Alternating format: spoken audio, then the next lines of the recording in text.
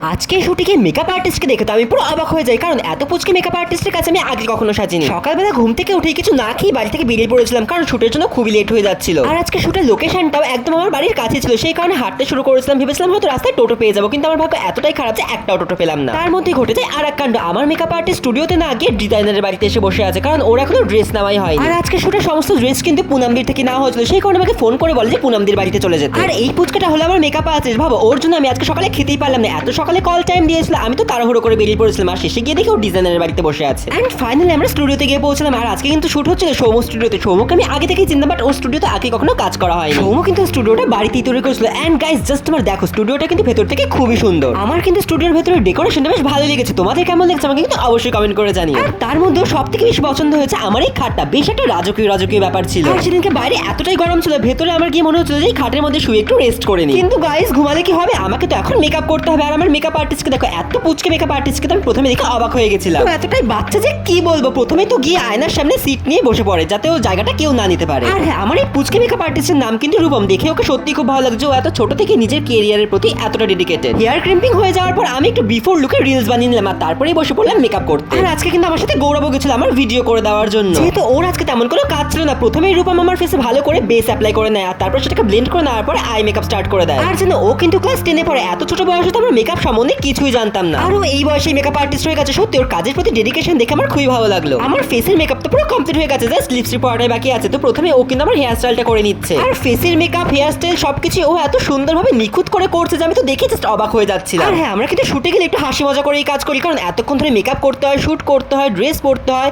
একটুখানি হাসি মজা না হলে কিন্তু একদমই ভালো লাগে না। এরপরেই লাঞ্চ চলে আসে, আর আমাদের সবাই খুব খিদে পেয়ে গেছিল, বিশেষ করে আমার, কারণ আমি তো সকালে কিছুই খেয়ে আসিনি। সেই কারণে আর দেরি না করে যতটুকু মেকআপ হয়েছে সেটা নিয়ে সবাই মিলে খেতে বসে পড়ি। আর দেখো, আমাকে কোন পাগলির মতো লাগছে দেখতে। আর আজকের লাঞ্চে কিন্তু ছিল বিরিয়ানি। আর বিরিয়ানিটা খেতেও কিন্তু খুবই সুন্দর ছিল। আর আমার তো এমনিতেও বিরিয়ানি খুবই ভালো লাগে খেতে। এরপর আমি লিপস্টিকটা পরে নিয়ে আমার মেকআপটা কমপ্লিট করে দেওয়ার এদিকে হেয়ার স্টাইলও কিন্তু হয়ে গেছে। আজকের হেয়ার স্টাইলটা কিন্তু ওপেনের মধ্যে হয়েছিল, যেহেতু আমার হেয়ারটা ছোট সেই কারণে একটা কার্লি এক্সটেনশন ইউজ করা হয়েছিল। শাড়ি পরে নেওয়ার পর ফেসে ভালো করে সেটিং স্প্রে ইউজ করে দেওয়া হয়। আর আজকে জুয়েলারি, ড্রেস সমস্ত কিছু কিন্তু রূপমের পছন্দ করা। আমার তো সমস্ত কিছুর কম্বিনেশন খুবই পছন্দ হয়েছে, বিশেষ করে শাড়ি আর ব্লাউজটা। এরপরে মাথায় একটা মুকুট পরিয়ে দেওয়া হয়। সবাই আমাকে ওখানে বলছিল আমাকে নাকি দেখতে মা লক্ষ্মীর মতো লাগছে। তোমাদের কেমন লাগছে আমাকে কিন্তু অবশ্যই কমেন্ট করে জানিও। এরপরে ফটোশুট শুরু হয়ে যায়। আর আজকে বেশিরভাগ শুটই কিন্তু এই খাটের মধ্যেই হয়েছিল, কারণ এই খাটটা এতটাই সুন্দর ছিল। আর আজকে পুরো লুকটা কিন্তু একদম 10 on 10 হয়েছে। সত্যি রূপম আজকে খুবই সুন্দর সাজিয়েছে। তোমরা যদি রূপমের কাছ থেকে সাজতে চাও অবশ্যই ওর সাথে যোগাযোগ করো। আর সাজানোটা কেমন হয়েছে সেটাও কিন্তু কমেন্ট করে জানাতে একদম ভুলবে না। আর এদিকে গৌরব আমাকে গয়নার বাক্স নিয়ে কয়েকটা পোজ দিয়ে ফটো তুলতে বলে, কারণ ওর এই গয়নার বাক্সটা খুবই পছন্দ হয়েছিল। এমনকি আমাকে ডিরেক্ট করে দিয়েছিল যে কিভাবে পোজ দিলে বেশি ভালো লাগবে। যাই হোক, গৌরবের এই গয়নার বাক্স নিয়ে ফটো তোলার আইডিয়াটা তোমাদের কেমন লেগেছে আমাকে কিন্তু সেটা অবশ্যই কমেন্ট করে জানিও। পরে আমি ফটোগুলো দেখেছিলাম, ফটোগুলো কিন্তু সত্যি খুবই সুন্দর এসেছিল। এরপর আমার পছন্দ মতো কিছু পোজ দিয়ে ফটো তুলে নিলাম, কারণ আজকে এই লুকটা কিন্তু আমার সত্যিই খুব পছন্দ হয়েছে। আর ওদিকে আমার পুচকে মেকআপ আর্টিস্টকে দেখো, শুটের সময় আমার পিছনে লাইট ধরে দাঁড়িয়েছিল।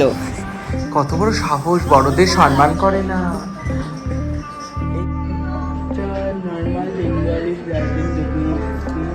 এরপরে রূপমের ফোনে ওর পছন্দ মতো কিছু ভিডিও ক্লিপস নিয়ে নিলাম। তো তোমাদের আজকের এই ভিডিওটা কেমন লেগেছে আমাকে কিন্তু অবশ্যই কমেন্ট করে জানিয়ে দিও। আজকের জন্য টাটা, দেখা হচ্ছে অন্য ভিডিওতে। খুব ভালো থেকো।